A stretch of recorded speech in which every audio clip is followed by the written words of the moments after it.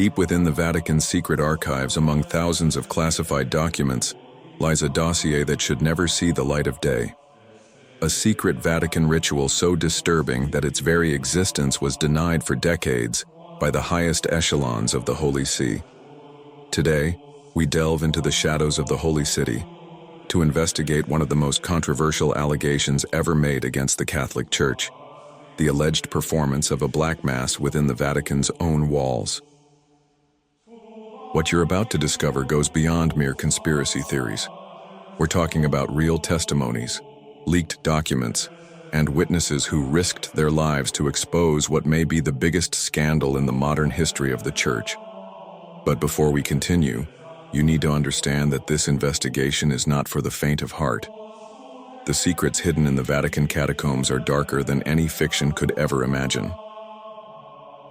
The Black Mass, by definition, represents the complete inversion of sacred Catholic rituals. It is a ceremony that supposedly invokes dark forces, where sacred symbols are desecrated and the sacraments are corrupted. Imagine for a moment the possibility of such a ritual being performed not in some abandoned basement or shadowy forest, but rather in the spiritual heart of global Catholicism. The very idea seems impossible, blasphemous in the extreme. However, the evidence we have gathered throughout this investigation suggests that the impossible may have become reality. For a long time, rumors circulated through the corridors of ecclesiastical power about secret ceremonies held in the darkest hours of the night. Clerics whispered of clandestine meetings of cardinals disappearing for hours into underground chambers unknown to the public. Some spoke of inverted chants echoing through the ancient tunnels connecting different sections of the Holy City. Others spoke of the discovery of strange ritual objects, occult symbols engraved on ancient stones, and mysterious alterations in private chapels. What began as isolated rumors gradually took shape through more concrete testimonies. Former clergy, some on their deathbeds, began breaking decades of silence. Their revelations painted a terrifying picture of spiritual corruption at the highest levels of the Catholic hierarchy. They spoke of rituals where the consecrated host was deliberately desecrated, where prayers were recited in reverse, and where satanic symbols were discreetly introduced into seemingly orthodox ceremonies. But do these allegations have any basis in reality, or are they simply the product of disturbed minds and conspiratorial fantasies? To answer this question, we need to examine not only the testimonies but also the historical context that would allow such events to occur. The Vatican has always been a place of immense political and spiritual power, where occult influences and secret societies have found fertile ground to thrive. The very architecture of the Holy City, with its countless tunnels, secret chambers, and underground passages, provides the perfect setting for clandestine activities. Among the most disturbing testimonies to come to us is that of Father Alessandro Romano, a priest who served in the Roman Curia during some of the most turbulent decades of the modern Church. Romano, who spent his final years living in seclusion in a secluded monastery in the Italian Alps, left a detailed diary of his experiences in the Vatican. His words reveal a hidden world of blasphemous rituals and spiritual conspiracy that challenges everything the outside world believes about the Holy See. According to Romano's account, he was initially invited to what he thought was a private prayer meeting in a rarely used underground chapel. The location of this chapel, he described, was deep within the apostolic archives, accessible only through a series of narrow corridors and spiral staircases that descended far below the level of St. Peter's Square. The setting, he described it, was deliberately somber, lit only by black candles emitting an eerie reddish light.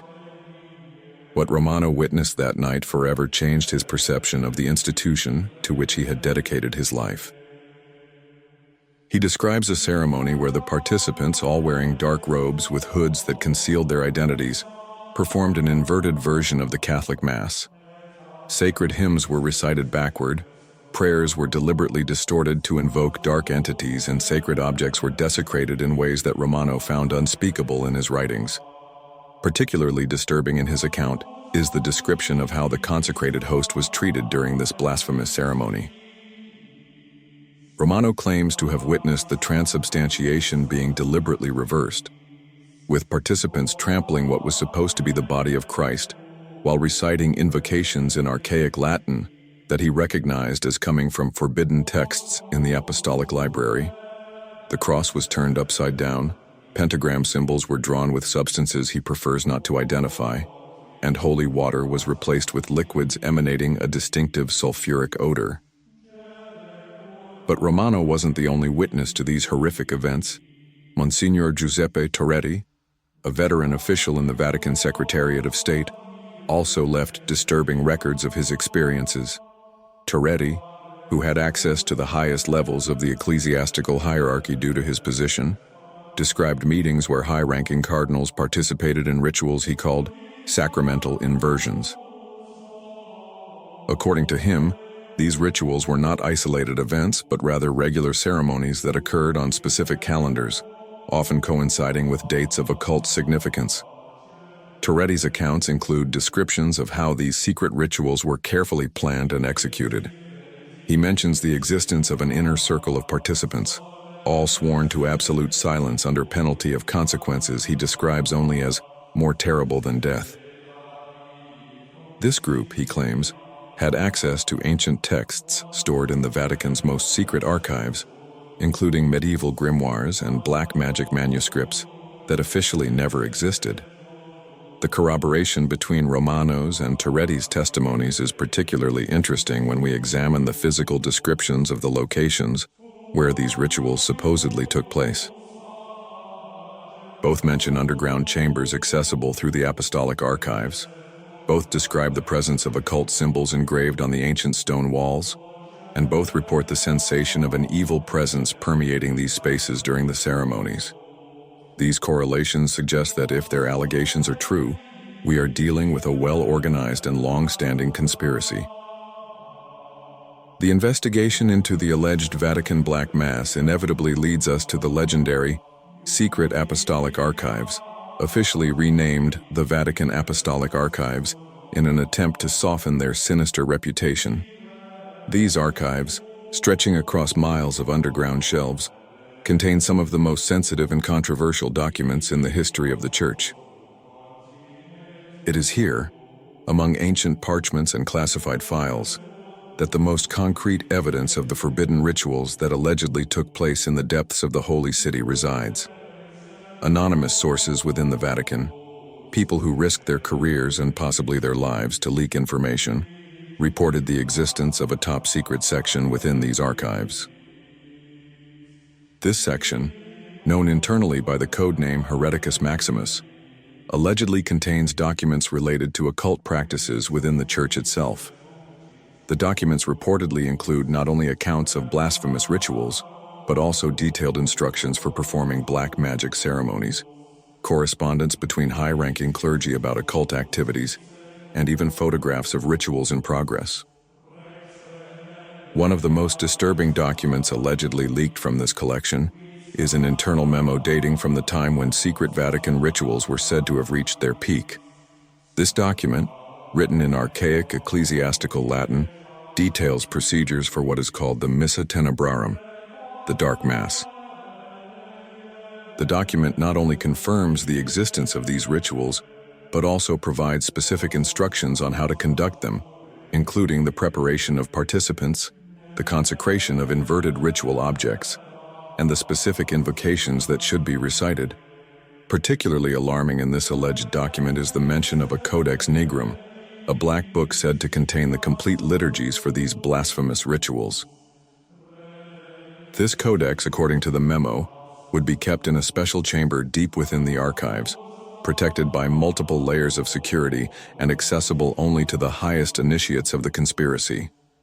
The document suggests that this book is not only a collection of rituals, but also an active grimoire, imbued with supernatural power through decades of use in profane ceremonies. In addition to the written documents, the sources mention the existence of even more disturbing physical evidence. Black and white photographs secretly taken during the ceremonies allegedly show hooded figures performing rituals in underground chambers decorated with occult symbols. These images, according to the descriptions, are so explicitly blasphemous that even the leakers hesitated to reveal them in full, providing only partial descriptions of their contents.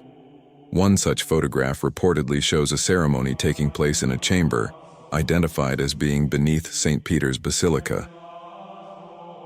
The image allegedly captures the moment a consecrated host is being desecrated on an inverted altar, with participants wearing dark robes and masks that obscure their identities.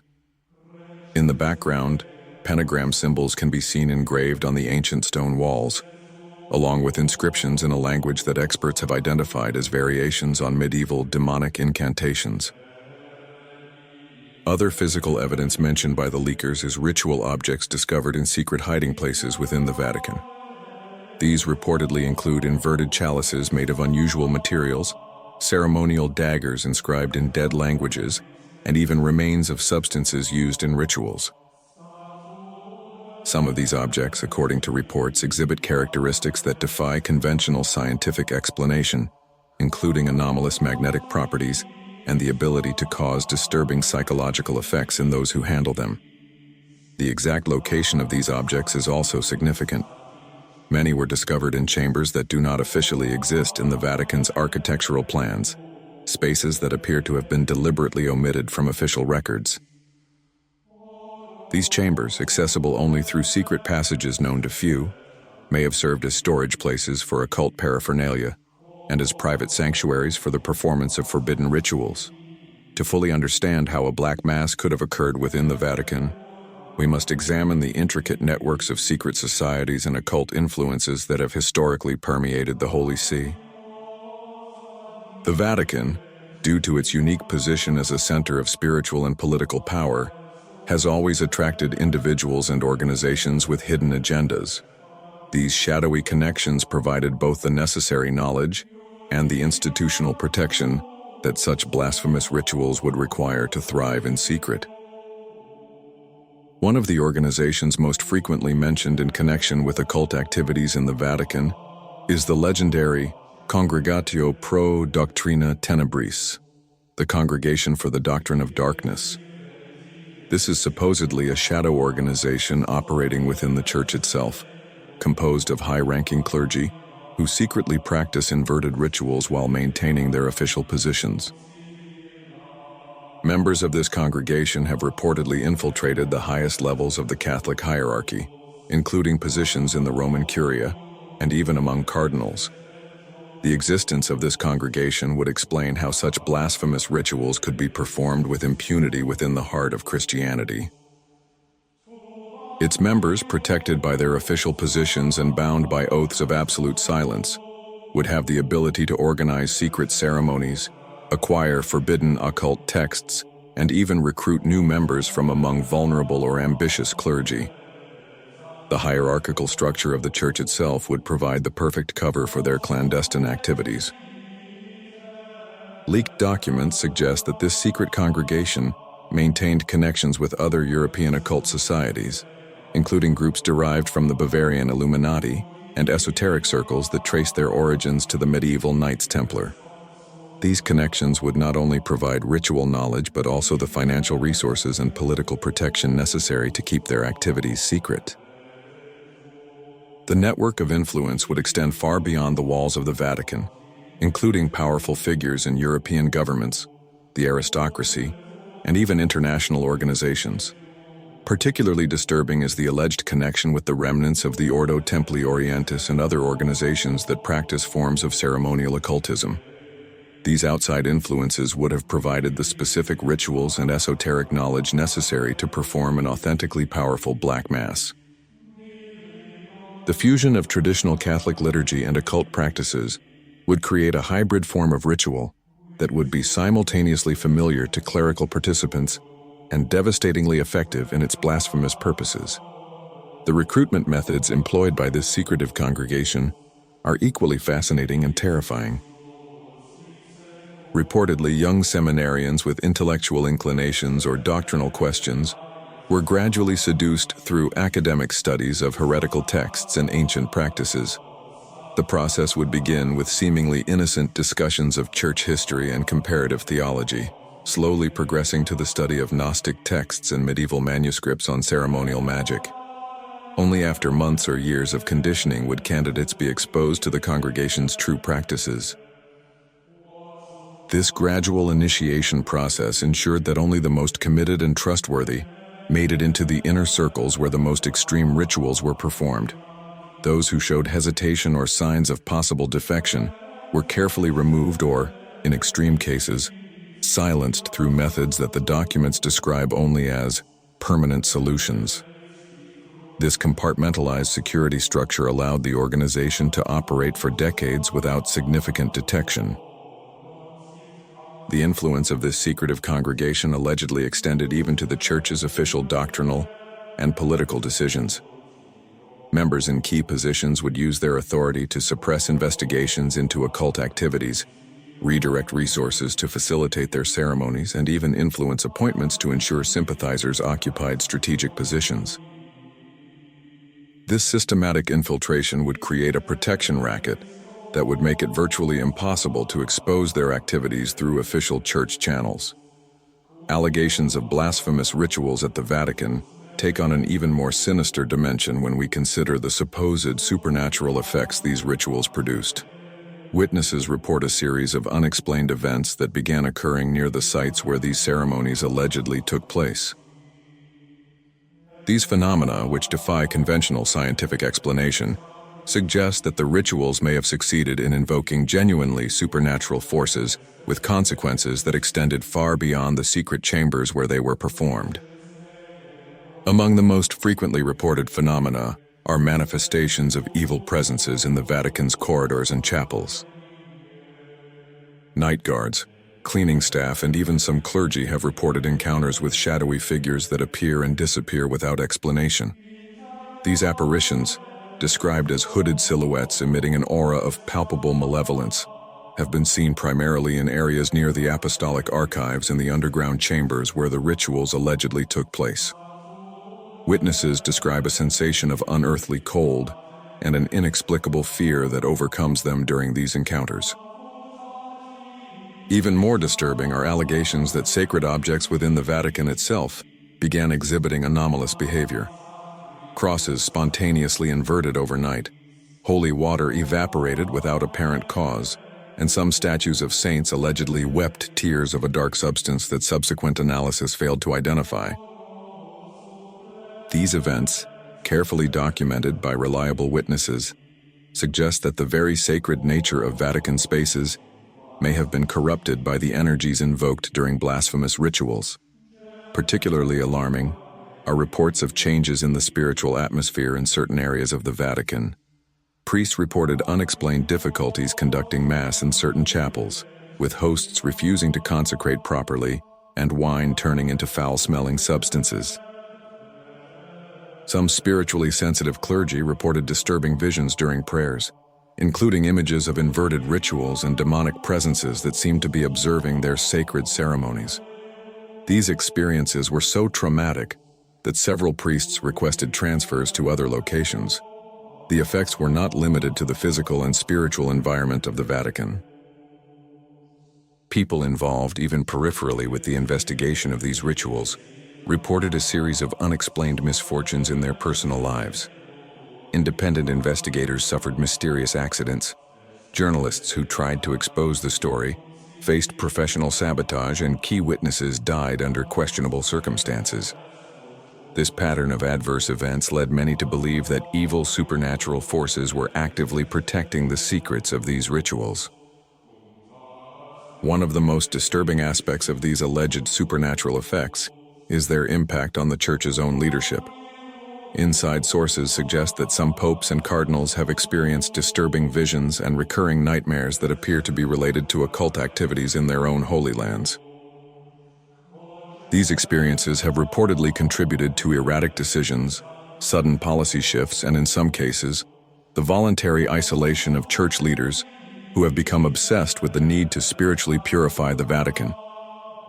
The methods used to try to neutralize these supernatural effects are equally fascinating. Leaked documents mention large-scale exorcism ceremonies secretly performed in the affected chambers, with the participation of some of the Church's most experienced exorcists. These ceremonies, however, reportedly had limited success, with the malignant effects periodically returning, suggesting that the original rituals may have created a permanent spiritual infestation in certain areas of the Vatican. There are also reports of attempts to use sacred relics and objects of spiritual power to neutralize negative energies. Fragments of the true cross, the bones of canonized saints, and other items of extreme religious significance were allegedly used in purification rituals. Some of these efforts reportedly resulted in even more disturbing phenomena, as if the forces invoked by the original rituals were actively resisting the exorcism attempts. This supernatural resistance suggests that the rituals may have established a permanent presence that continues to influence events within the Vatican to this day. After examining all the evidence, testimonies, and unexplained phenomena associated with the alleged Vatican Black Mass, we arrive at the most crucial moment of our investigation, determining whether these extraordinary claims have a basis in reality or represent an elaborate construct of conspiracy theories and fevered imagination. The truth, as we discover, may be even more complex and disturbing than any fiction could ever imagine. The convergence of multiple independent testimonies, leaked documents that exhibit remarkable internal consistency, and verifiable supernatural phenomena suggest that some form of occult activity did occur within the Vatican. However, determining the exact scope and nature of these activities remains a significant challenge. What seems certain is that a group of individuals within the Church's structure explored practices that directly contradicted fundamental Catholic teachings. The motivation behind these forbidden rituals may have been multifaceted. Some participants may have been genuinely attracted by the promise of supernatural power, believing the rituals would grant them special abilities or esoteric knowledge. Others may have been motivated by a form of spiritual rebellion, using the rituals as an expression of discontent with the limitations of Orthodox Catholic doctrine. A third group may have participated for political reasons, seeing the rituals as a way to establish secret ties with other participants for institutional manipulation. What makes this situation particularly complex is that the very structure of the Catholic Church, with its emphasis on hierarchy, institutional secrecy, and reputational protection, inadvertently facilitated these clandestine activities. The culture of discretion that legitimately protects many aspects of the Church's work also provided cover for those operating in the shadows with malign purposes. This reality forced the Church's leadership to face an impossible dilemma. Fully exposing these events would risk causing irreparable damage to the faith of millions of Catholics worldwide. The Church's official response to these allegations has been consistently categorical, a complete denial that any blasphemous rituals took place within the Vatican. However, attentive observers have noted subtle changes in security policies, procedures for accessing secret archives, and personnel selection practices that suggest that ecclesiastical authorities have taken these allegations very seriously.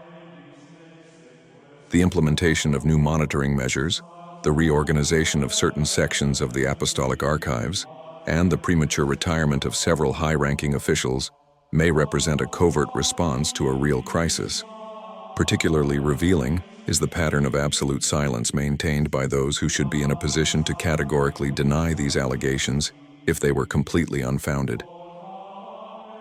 Former members of the Roman Curia, when questioned about the events, frequently refuse to comment or provide evasive answers that raise more questions than they provide. This pattern of behavior is consistent with individuals who are bound by oaths of secrecy or who fear retaliation for speaking openly about sensitive matters. The fundamental question that remains is whether these secret Vatican rituals continue to occur or have been completely eradicated. Evidence suggests that, while the most extreme activities may have ceased, the networks that facilitated them may still be operating.